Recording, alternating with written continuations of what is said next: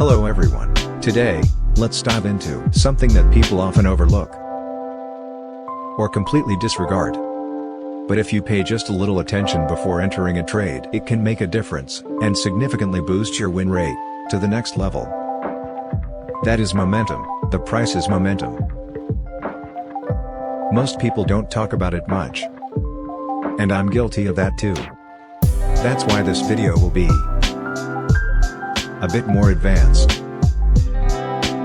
It's about how I use momentum in my trading strategy. First, let's talk broadly about what I focus on before entering a trade. These are the 4 things I consider, and I prioritize them in descending order. The highest priority and first thing is market structure, meaning trend and key levels. The second is candlesticks, the third is Fibonacci, and the fourth is momentum. Of those, market structure and candlesticks are the primary factors for my trade entry decisions. Fibonacci and momentum are just supplementary, reference factors. It's like if they support my trade entry decision, that's even better. But if they don't support it, I just review and double check. It's not like if they don't support, I won't enter the trade anymore. But it's not just because momentum is a supplementary factor that I ignore it. I don't disregard it. I always keep it in mind, and I always check it before entering a trade. Here's how I use it. This is an uptrend. After analyzing across time frames and checking, I can predict that this uptrend will likely continue. So now, if the price pulls back to the previous high, or to a key level, I'll consider entering a trade. In this case, I just sit and wait. I wait to see if the price pulls back or not. Now the price does pull back. But the pullback momentum is too strong. The downward momentum is now much stronger than the prior upward momentum. This is an anomaly that we need to review and double check. So now I reevaluate. I look back at this high and check to the left to see what it is and why the price reacted so strongly here. After reviewing, I realize it seems I was wrong. So in this case, I skip it. I won't enter the trade anymore. But after reviewing, and I still believe I'm right, that this uptrend will continue, I stick to my view. And I still enter the trade. But the thing is, I won't enter a limit order right away. I won't place a limit order right here. Instead, I wait. I want the price to approach the key level, and for the momentum to gradually decrease. Or alternatively, when the price hits the key level, it should pause there for 2 or 3 candles, or a reversal candlestick pattern should appear. And ideally, a bullish structure on a smaller time frame should form. That's when I enter the trade.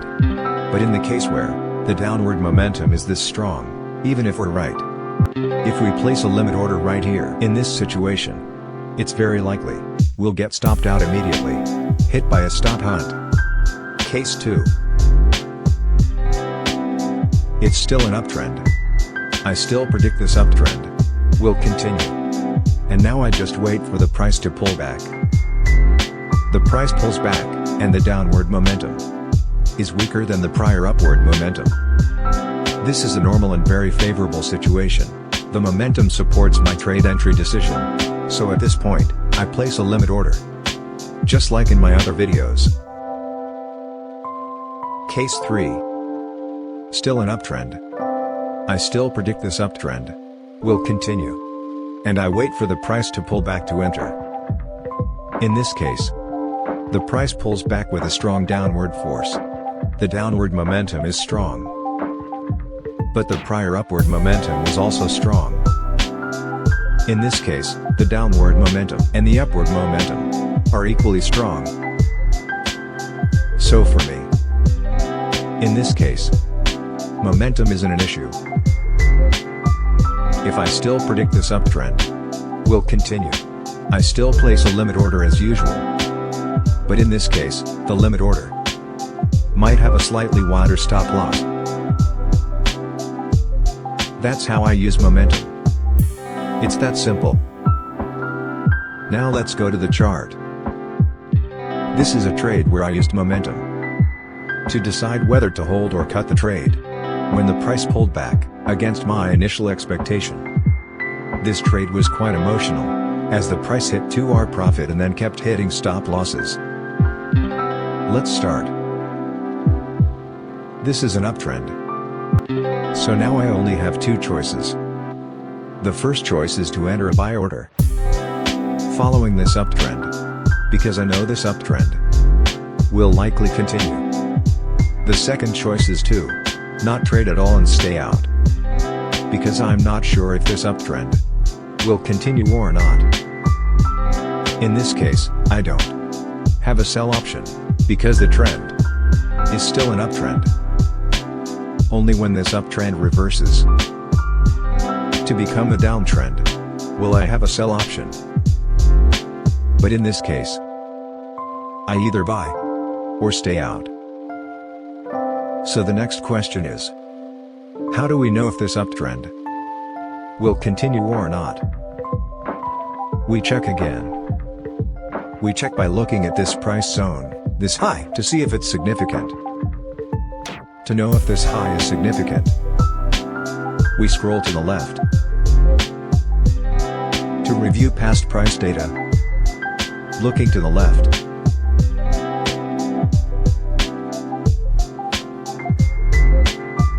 we see that before this, it was a downtrend. So has this downtrend been reversed or not? I look for the key level of this downtrend. This area is a bit messy, the price action is unclear. This could be a key level. Or maybe this. Or even this. Honestly, in this case, I'm not confident in identifying the key level. It's very messy, hard to read. I don't know. But one thing I know for sure is that this high was once a key level. Whether it's still a key level now, I don't know. I only know it's past. It was once a key level. Okay, the price now has broken through here. The price has broken through this price zone. This means the downtrend has reversed to become an uptrend. No debate about it. Breaking through here confirms the reversal. So then, where will this uptrend go? As I've said in many other videos, usually, it will move to the origin of the downtrend, or to a key level on a higher time frame. The origin of the downtrend is clearly right here. This is where the downtrend started. The price is currently here. Right here.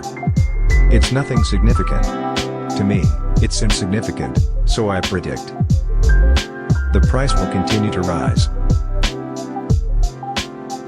This uptrend will keep going up. It will rise to the key level above, where the downtrend began. Okay. So at this point, I have the answer to the question whether this uptrend will continue. The answer is yes. It will continue. So I look for a buy trade in this case. Continuing with this uptrend, visually, we can see right away the market moves like this. It moves like that. This is the key level.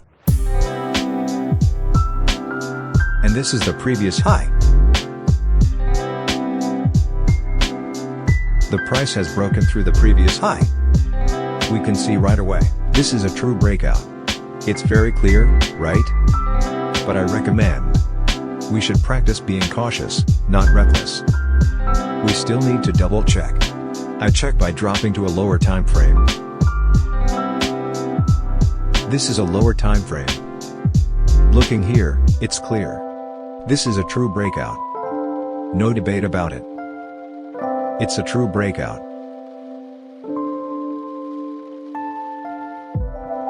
so I can confirm again. This area is a key level. Okay, the price is now pulling back. The price pulls back. This is the opportunity to enter a buy trade. So as I said, when it pulls back, it usually retraces to two places. First, the previous high, and second, the key level. So now I use the Fibonacci tool to measure.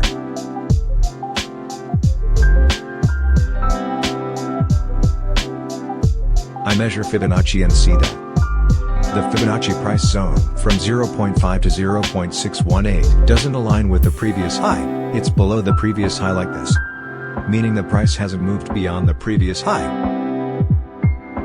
Fibonacci doesn't align with the previous high, meaning the price hasn't gone beyond the previous high. If it hasn't gone beyond the previous high, when it pulls back, usually, it will retrace to the key level. I've said this in many other videos.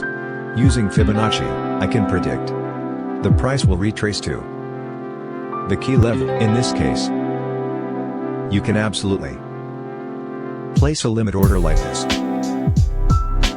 Buy up with a take profit at the price zone above, the key level above.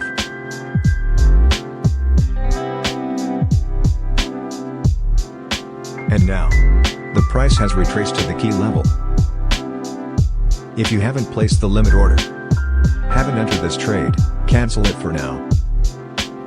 This is the anomaly I want to show you. The price pulled back with a strong force. The downward momentum in this case is stronger than the prior upward momentum, meaning the main momentum is weaker than the pullback momentum. This is an anomaly. We're buying, but with such a strong downward force, it's quite risky. This anomaly requires us to review and double check. So how do we check? We review. We look at this price zone. Scroll to the past to see why this area has such a strong downward force. And when you review, you see that this price zone is something significant. It has the potential to reverse. So fine, we don't enter the trade, we wait again. But if you review and still see you weren't wrong, you're still right. You still feel you're right. After reviewing and still feeling right, we should still enter the trade. I still do that, still enter a buy trade. But the thing is, because of that strong downward momentum, we need to be safe buy. If you place a limit order, say you don't wait for confirmation and place a limit order, then after placing it, your stop loss needs to be set farther out to be safe. Because it's very likely, even if you're right, you might get stopped out, because the downward force is very strong. Set a wider stop loss for safety. But this approach has a drawback. The risk-to-reward ratio is quite low. In this case, it only achieves a 1-to-2 risk-to-reward ratio. It's not high. So the second way to place the order is simple. Place the order below this key level, with the same safe stop loss point and same take profit point. But the risk to reward ratio in this case achieves 1 to 4.4, much higher, twice as high.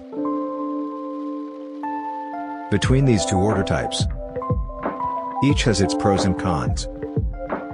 The first order's advantage is first, it's safe. Second, it's easy to get filled. We can see it got filled right away, but its drawback is the risk-to-reward ratio isn't optimal, it's a bit poor. The second order is also safe with a high RR. But its drawback is there's a high chance this order won't get filled. Nothing is perfect. We have to make trade-offs. It's up to you to choose one of these cases. But at that time, I didn't place a limit order right away. I saw the downward momentum was unusual, so I waited. First, I thought I'd wait for the price to approach the key level and the momentum to gradually decrease. It should get smaller and smaller. But I saw it didn't decrease much. It was still strong. So I waited for other signals, like the price being held at the key level. Pausing there for 2 or 3 candles. or a reversal candlestick pattern appearing, or a bullish structure forming on a smaller time frame. That's when I'd enter the trade. To observe more closely, I drop to a lower time frame, the 5-minute time frame, to check to see how the price reacts at the key level.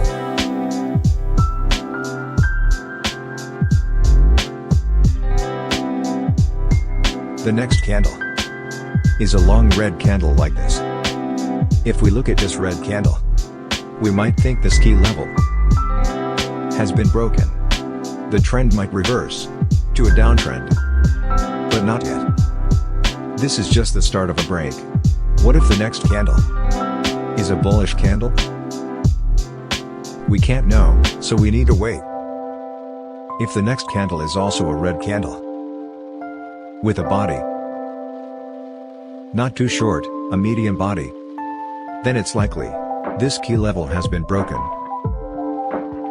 But if it doesn't keep dropping and instead pauses or goes up, then it's not necessarily a break. It's very likely just a false breakout. We need to wait.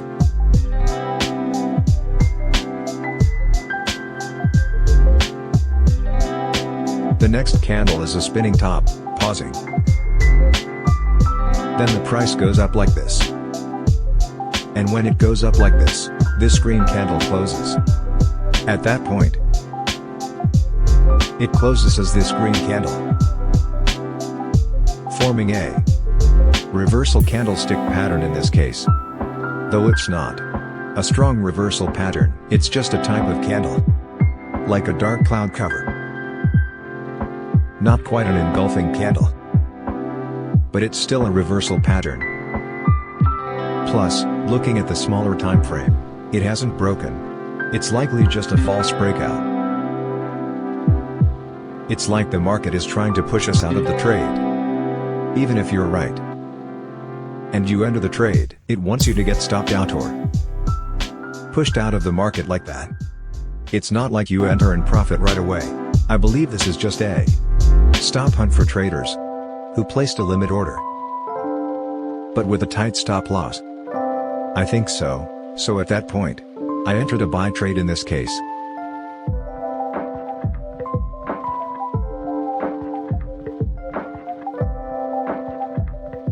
This is the trade I entered.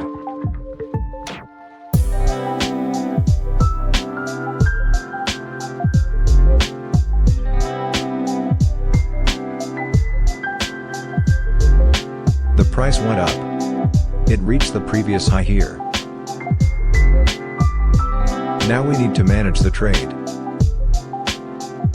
There are two ways to manage it. The first way is to move the stop loss to the entry point and let it run. Hit take profit or break even, let it be. The second way is to take profit. Close half the position at this point.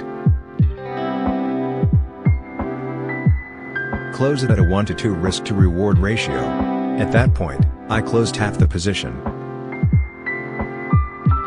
The other half, I held. I held it, letting it hit DP or SL.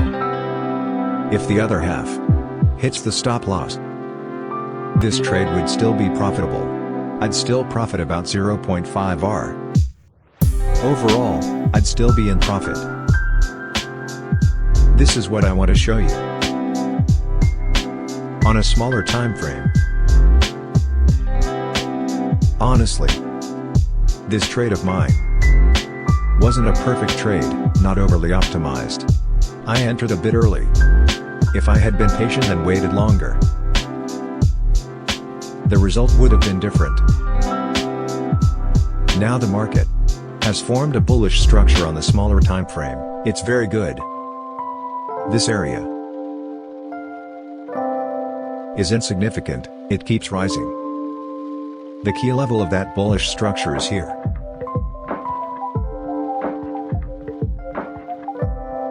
Easy to see, right? Nothing complicated. The price pulled back slowly. Not sharply. This is a sharp pullback, too steep. But here, the price pulled back nicely, very rhythmic. Nothing unusual. So if we enter the trade like this, we buy up, take profit here. with a 1 to 3 risk to reward ratio. If we entered this trade, it would have been much safer than my trade. This is better, safer, hits TP earlier. The thing is, I couldn't wait. I couldn't wait until it moved like this. That's why I entered a trade like this.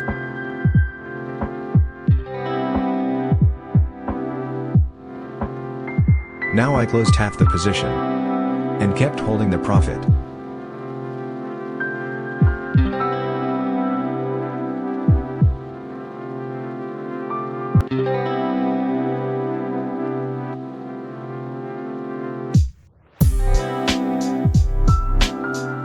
The price didn't rise or fall.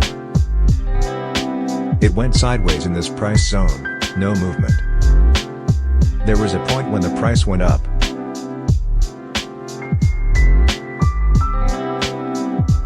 It rose with long green candles like this. Everyone would think it'd keep rising. It'd reach my take profit. I thought so too. But then it didn't keep rising, it dropped. It dropped like this. So my trade, once again, reached nearly 2R. And then dropped close to my stop loss. If you look at it, it seems normal, but if you're in the trade, holding a position this long, the psychological feeling isn't comfortable, it's not fun, and I'm the same. I'm not a pro, I'm emotional too. No profit for long, I don't like it, but it dropped, what can I do at this point? Everyone thinks, if only we had closed at this point. Take 2R profit and be done. Close early for peace of mind. Less stress. But when it was rising, who thought it'd drop? Now it dropped to here. If possible, closing here would be fine. Better to keep some profit than lose it all.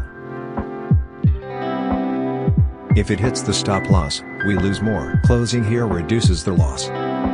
But should we close or not? The key is whether to close or not. I see. It's moving sideways here. The upward and downward momentum are equal. Neither side stands out, they're balanced. So I think the market structure, I still believe I'm right. The price hasn't broken through here yet. Not broken, meaning I might still be right. Now, say it goes up. Say it goes up. It goes up but only to this high and drops again. Only up here and then drops. At this point, if it drops again, there's no hope left. If it keeps dropping, we should cut the trade. But in this case, it's very likely we're still right. No guarantee we're wrong, so I hold the trade.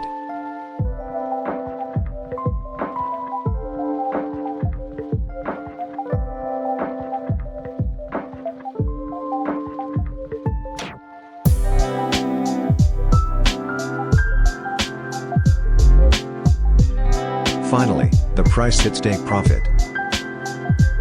You can see, I don't use momentum as the primary factor for trade entry decisions. I mainly focus on market structure. If the trend is still up, I keep buying. Momentum is just a supplementary factor, or a warning for my trade decisions. But that doesn't mean I ignore or overlook it. Before entering a trade, I think we should glance at momentum briefly. It takes just a few seconds. If it's normal, no problem, very good. But if it's unusual, we need to check right away. Review our initial analysis to see if we missed something or made any mistakes.